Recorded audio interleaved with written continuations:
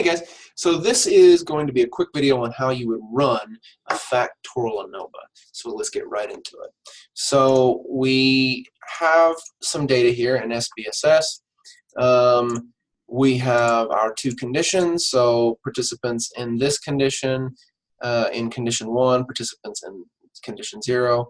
We have a second IV, so you see some participants got the first condition of the second IV, and the other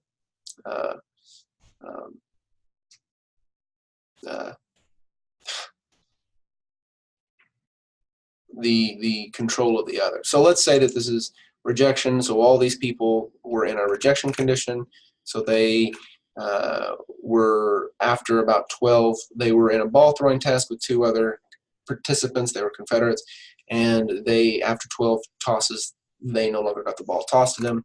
These in the no rejection condition, they got the ball tossed to them through the entirety of the task, and the test was about 5 minutes long. In this condition, we had some participant do a fairly laborious task. All right, something that kind of it made them tired. All right, and participants in the 0 condition, they didn't do the task; they just sat for an equivalent amount of time. So they participants in this condition did the laborious task for about 5 minutes. Participants in this condition sat and rested for about 5 minutes. And then our DV is how long they persisted on an anagram task. So we gave them anagrams, and this is how many they continued to complete. Okay, so mind you, I've just made this data up. All right, so that's not what these mean. I've just put these in here. I'm just making up the example because I know examples help people think about numbers. All right, so that's not what these numbers really are. I'm just making them up, and I'm just making up a meaning for them. All right, so to run a factorial ANOVA, easy peasy. ANOVA, general linear model, univariate,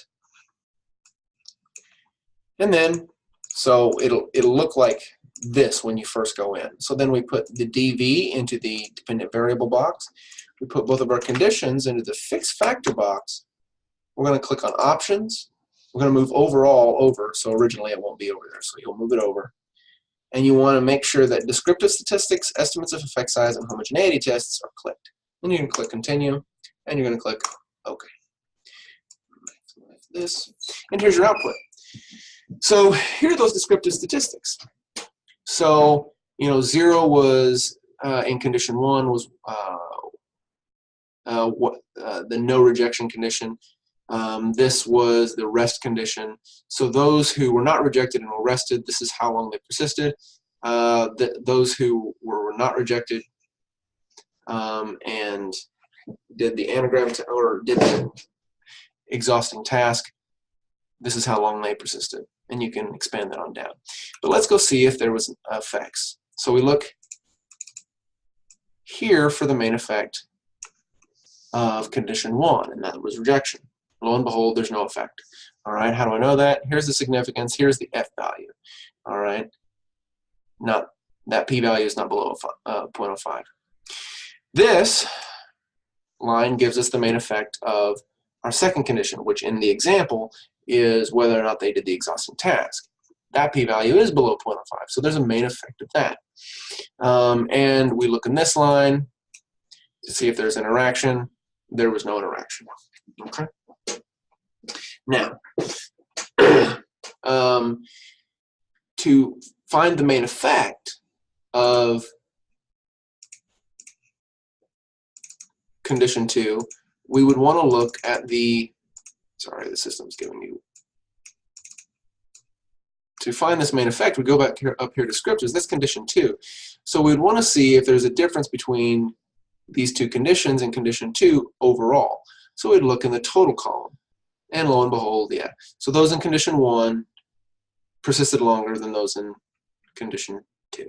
All right, or the control condition. All right.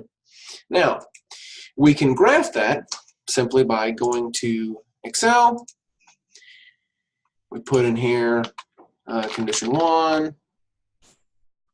Sorry, condition 2, level 1. You would replace this with the actual name. So I'll just go ahead and replace it with the actual name. So I think this was the tired condition, and this was the rested condition. So go back to our output.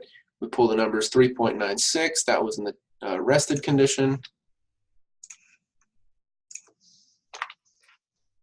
And in the tired condition, which was 1,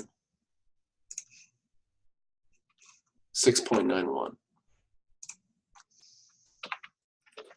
And to do the bar graph, we just highlight here, insert, bar graph, boom. And then we would modify it to make it APA formatted. Let's say we did find an interaction though. How would we do that? What would we do there? Well, if we had found an interaction here, which again, we didn't, but if we had, we would take these 4 numbers. All right, we'd go back in Excel and we'd tired, rested, and then we'd have rejection, no rejection. And we'd find the numbers. So this one was 1. This one was 0. This one was 1. And this one was 0. All right, so 1, 1. Go back in here. 1, 1. 7.4. 1, 0. So this was condition 1.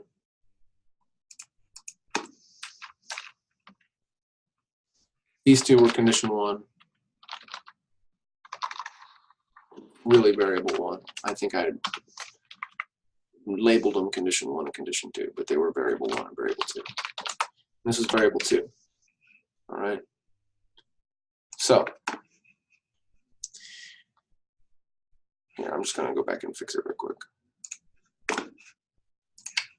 And you can follow along how I'm doing it. All right. Now I'm going to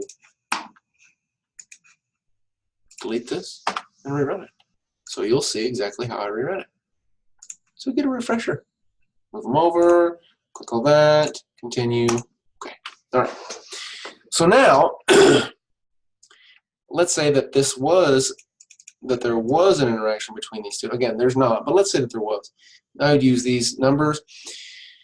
Again, all right, we have rejection. All right, so 1, 1, put 1, 1, boom. Then 1, 0, 1, 0, 4.36. Then 0, 1, not what I meant to do. 0, 1, 6.5. And here, and then 0, 0. So here, 0, 0, 3.54. All right. And then we highlight that, insert, bar. There is our, so the effective rejection was equivalent across the tired and rested conditions. We can flip that. We can right click and select data and switch row column. And now we can look to see that in both the rejection and no rejection condition, there was an effect of tired versus rested. Those in the tired condition persisted longer than those in the rested. That reflects this main effect. All right. So there's a bar graph, and you'd make sure that that's APA formatted.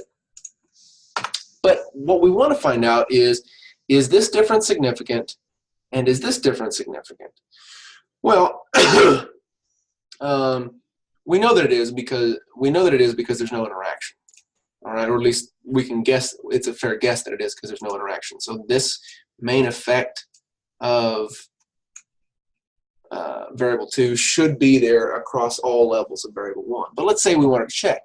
So to check, we would go to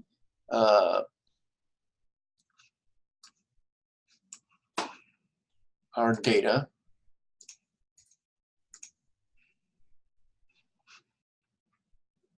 We go to Data, select Cases, and sorry, I sped through that. We're going to select if the condition is satisfied. We're going to click the if button, and then, because again, we want to see if the tired rested, which was variable 2, is significant at both levels of rejection, which is variable 1.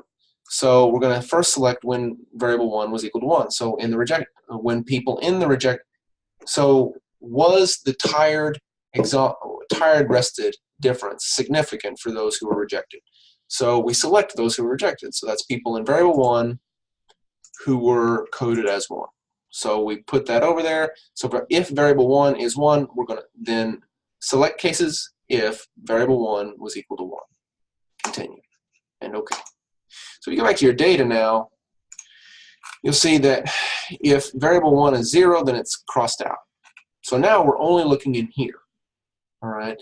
And so now we analyze, compare means, independent t-test. We put our dv over here in the test variable. We put variable 2 over here because, again, we're looking for the difference between the tired and the rested. We define the groups as 1 and 0, continue, and OK. So here's our t-test. Is that difference significant? Yes, regardless of whether you assume equal variances. All right. Now let's see if that difference is significant in the non-rejection condition. So we go to Data, select Cases, click on the if again, but now we're going to change this to 0. So select cases if variable 1, that's the rejection variable, equals 0. And if it equals 0, then that means they were not rejected. So continue, OK. Go back to your data, you can see that it's flipped. So now only those in the, who were not rejected are selected, and those who were rejected are crossed out. Then we go here, and we just rerun that same t-test. Don't have to change anything here. It's all the same. Okay? And that difference is still significant, which reflects what we have here. This difference is significant. That's the first t-test we ran. And this difference is significant. That's the second t-test we ran. All right? And that, my friends, is that. That's how you run a factorial ANOVA. That's how you do the post-hocs for a factorial ANOVA. And that's how you do a bar graph for factorial main effects and interactions. And that is it for this video. I know I was hoping that it would be a quick video, but it turned out not to be, and I'm sorry for that. All right, guys, that's it for this video.